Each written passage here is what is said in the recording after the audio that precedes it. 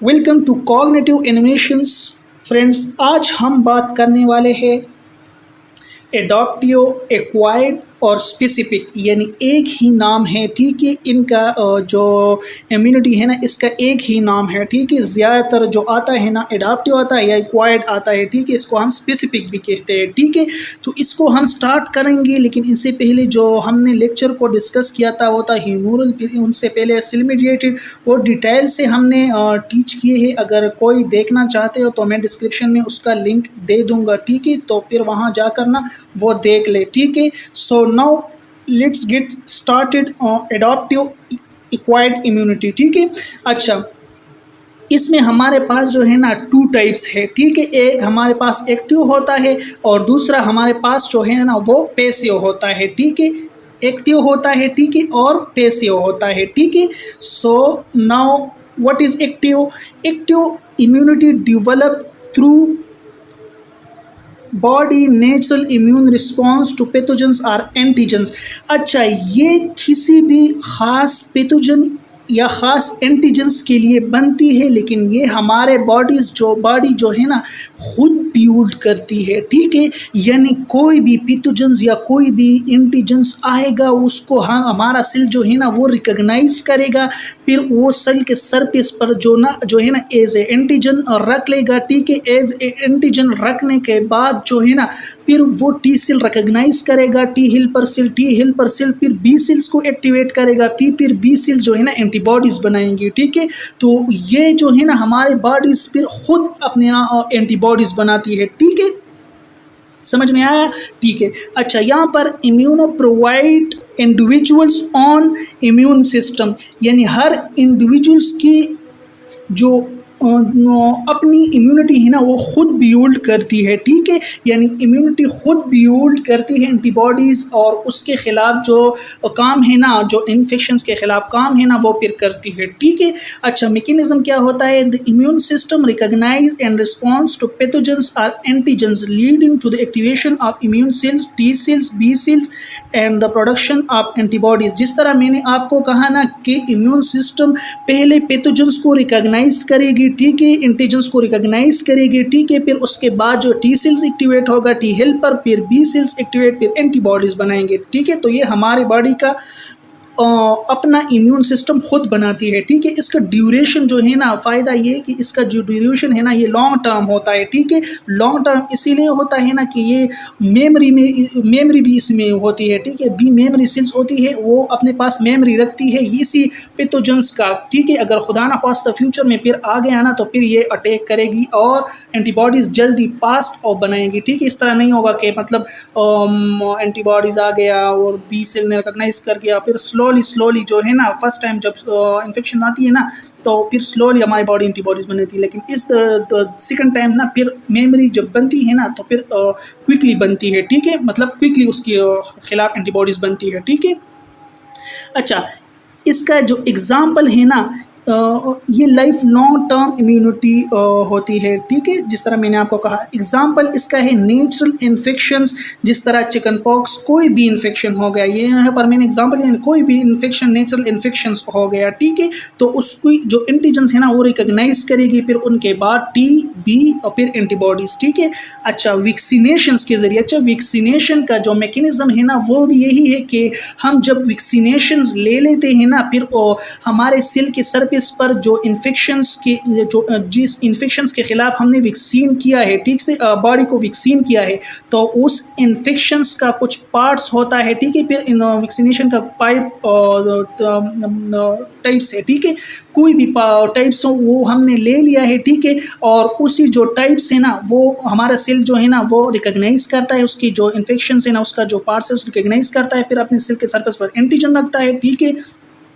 फिर T cell, B cell, फिर antibodies बनती है, ठीक है। तो वैक्सीनेशन भी हमारे पास यहाँ पर एक्टिव में आता है, ठीक है। MMR, measles, mumps, rubella, flu shot के लिए हम लेते हैं, ठीक है। ये भी हो गया, ठीक है, वैक्सीन। अच्छा, एडवांटेजेस क्या है? प्रोवाइड लॉन्ग टर्म प्रोटेक्शन, ये लॉन्ग टर्म जो है ना प्रोटेक्शन प्रोवाइड करती है, ठीक है, बहुत ज़्यादा अरसे के लिए जो है ना ये प्रोटेक्शन प्रोवाइड करती है, महफूज रखती है हमारी बॉडी को, ठीक है। Immune system remember specific pathogen, और ये रिमेंबर करती है, मैंने जिस तरह आपको कहा ना कि मेमोरी में रख देती है, ठीक है, और reduce risk of further infection, future infection, और फ्यूचर इन्फेक्शंस जो है ना वो रिस्क को कम करती है, ठीक है, ताकि ऐसा ना हो कि फ्यूचर में भी मतलब इस तरह की इन्फेक्शंस वगैरह जो है ना वो आ जाए, ठीक है। तो फ्यूचर के लिए भी हमारे पास जो है ना ये रिस्क को रिड्यूस करती है, ठीक है, जो रिस्क है ना उसको रिड्यूस थोड़ा सा करती है, ठीक है। अच्छा, पैसिव इम्यूनिटी अब क्या है हमारे पास, immunity conferred through external source such as antibodies are immune cell. अच्छा, इम्यूनिटी हमारे पास जब हम किसी ह्यूमन से ले लेते हैं, ठीक है। अच्छा, इसका मैकेनिज्म किस तरह होता है, pre form antibodies are immune cells are produced and to antibody providing immediate protection. अच्छा, ये जो बी सेल एंटीबॉडीज बनाती है ना, यही एंटीबॉडीज हम तैयार किसी ह्यूमन बीइंग से ले लेते हैं, ठीक है। एंटीबॉडीज इंजेक्शंस के ज़रिए लेते हैं या टीके या मदर के ज़रिए जो है ना हम थ्रू जो डेवलपमेंटल स्टेज होती है ना, चाइल्ड जब डेवलप होता है तो उसी स्टेज में फिर प्रेगनेंसी में आता है आईजीजी, ठीक है। तो या मदर से या अदर ह्यूमन बीइंग से हम लेते हैं या थ्रू इंजेक्शंस के ज़रिए जो है ना वो हम ले लेते हैं, ठीक है। तो पैसिव इम्यूनिटी तैयार जो एंटीबॉडीज़ है ना वो तैयार कर बिल्कुल तैयार होती है और वो हम ले लेते हैं, ठीक है। अच्छा, ड्यूरेशन शॉर्ट टर्म इसकी होती है, ये शॉर्ट टर्म के लिए होता है, कोई इमरजेंसी टाइम है उसी के लिए होती है, टाइपिकली सेवरल मंथ्स, कुछ ही मंथ्स में इसका जो ड्यूरेशन है ना वो होता है, ठीक है। और ये इमीडिएट प्रोटेक्शन प्रोवाइड करता है, ठीक है, इमीडिएट यानी इमरजेंसी में ये प्रोटेक्शन प्रोवाइड करता है, ठीक है, कुछ अरसे के लिए।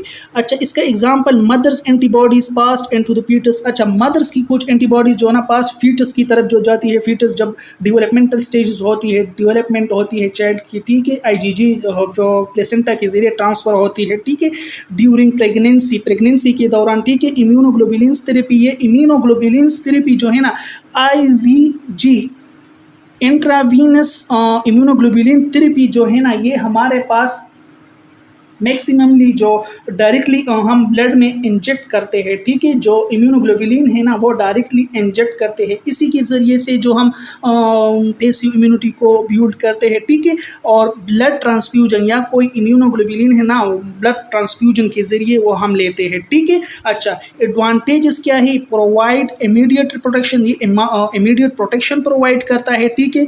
No need for immune system, ये जो है ना इम्यून सिस्टम एक्टिवेशन के लिए लाजमी नहीं है, ये तैयार करदा एंटीबॉडीज है जो कि हमारे बॉडी में इंजेक्ट हुई है, ठीक है। तो ये इम्यून सिस्टम की एक्टिवेशन के लिए लाजमी नहीं है, नीड नहीं है, उसके लिए कंपलसरी नहीं है, वो इम्यून सिस्टम को बिल्ड नहीं करती। Can be life saving in emergency situation, सिर्फ इमरजेंसी सिचुएशंस में जो है ना ये हमारे पास लाइफ को थोड़ा सा बैलेंस करता है, सेव करता है, ठीक है, मेंटेन करता है, ठीक है, इमरजेंसी सिचुएशन में। कुछ इसका जो ड्यूरेशन है कुछ मंथ्स के लिए होती है, ठीक है। अच्छा, अब हमारे पास इसकी टाइप्स आते हैं, ठीक है। एक्टिव क्या था और पैसिव क्या था मैंने आपको समझा दिया, ठीक है। एक्टिव जो हमारे पास इम्यूनिटी खुद बिल्ड करती है, ठीक है। पैसिव जो हम तैयार लेते हैं, ठीक है। तो एक्टिव की भी टोटल टू टाइप्स है, नेचुरल हो गया और आर्टिफिशियल हो गया। नेचुरल क्या है, antibodies develop the response of the infection, कोई भी इन्फेक्शंस आ गया ना और वो इन्फेक्शंस जो है ना वो सेल के सरफेस पर as antigen, T cell, B cell, फिर एंटीबॉडीज़ बन गई, यानी हमारी बॉडीज़ का जो इन्फेक्शंस आ गया, इन्फेक्शंस के जरिए एंटीबॉडीज़ पैदा हो गई ना, तो वो नेचुरल है, ठीक है। आर्टिफिशियल क्या है, कोई भी इस तरह की वैक्सीनेशन हम लेते हैं ना, तैयार और इन्फेक्शंस का जो वैक्सीनेशन है वो हम हमारा बॉडी वैक्सीनेट हम करते हैं ना, तो उसी के ज़रिए से जब हम इम्यूनिटी की बिल्ड करते हैं ना तो उसको आर्टिफिशियल कहते हैं, ठीक है, थ्रू वैक्सीनेशन के ज़रिए। ये भी सेल के सरफेस पर एंटीजन लगती है, टी सेल, बी सेल, फिर एंटीबॉडीज बनती है, ठीक है। अच्छा, पैसिव इम्यूनिटी क्या है, नेचुरल इसमें आता है, ठीक है। एंटीबॉडीज रिसीव्ड फ्रॉम मदर, जब मदर जो है ना वो ब्रेस्ट मिल्क के जरिए, ब्रेस्ट मिल्क याद रखना चाहिए, ब्रेस्ट मिल्क के जरिए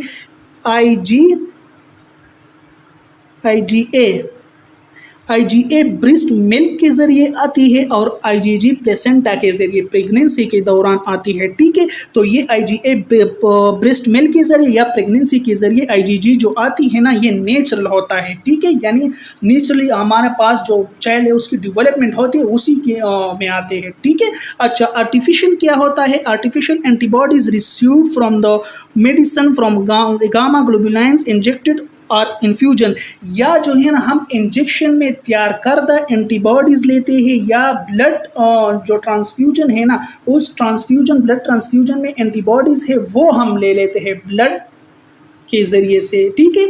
तो ये जो है ना, ये हमारे पास क्या है? ये हमारे पास आर्टिफिशियल्स है, ठीक है। तो ये था हमारे पास एक्वायर्ड, एडाप्टिव या आर स्पेसिफिक इम्यूनिटी, जो कि हमने डिस्कस कर लिया, ठीक है।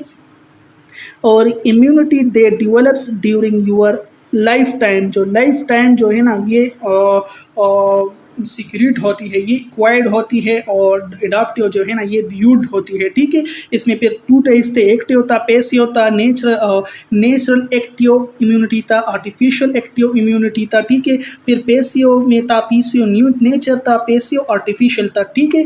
थोड़ा सा रिव्यू करते हैं। एक्टिव इम्यूनिटी हमारे पास जो इम्यून खुद बनाती है, उसमें 2 टाइप्स है। नेचुरल जो भी इन्फेक्शंस आ गया ना और वो हमारी इम्यूनिटी बिल्ड हो गई। आर्टिफिशियल जो वैक्सीनेशन के ज़रिए हम इम्यूनिटी को बिल्ड करते हैं। पैसिव इम्यूनिटी हम तैयार करदा एंटीबॉडीज़ लेते हैं, ठीक है। उसमें 2 टाइप्स है। नेचुरल जब भी हम मदर से लेते हैं प्रेगनेंसी के दौरान या ब्रेस्ट मिल्क के दौरान। प्रेगनेंसी के दौरान IgG और ब्रेस्ट मिल्क के ज़रिए से IgA, ठीक है। या आर्टिफिशियल हम ब्लड ट्रांसफ्यूजन के ज़रिए लेते हैं, या जो है ना इंजेक्शंस के ज़रिए तैयार करदा एंटीबॉडीज़ किसी ह्यूमन से हम लेते हैं, ठीक है। या जो ब्लड ट्रांसफ्यूजन है ना उसी के ज़रिए हम एंटीबॉडीज़ लेते हैं, ठीक है। तो यही तक हमारा लेक्चर था। इसी के साथ हम लेक्चर को वाइंड अप करते हैं। मिलते हैं नेक्स्ट लेक्चर में, तब तक के लिए अल्लाह हाफिज़।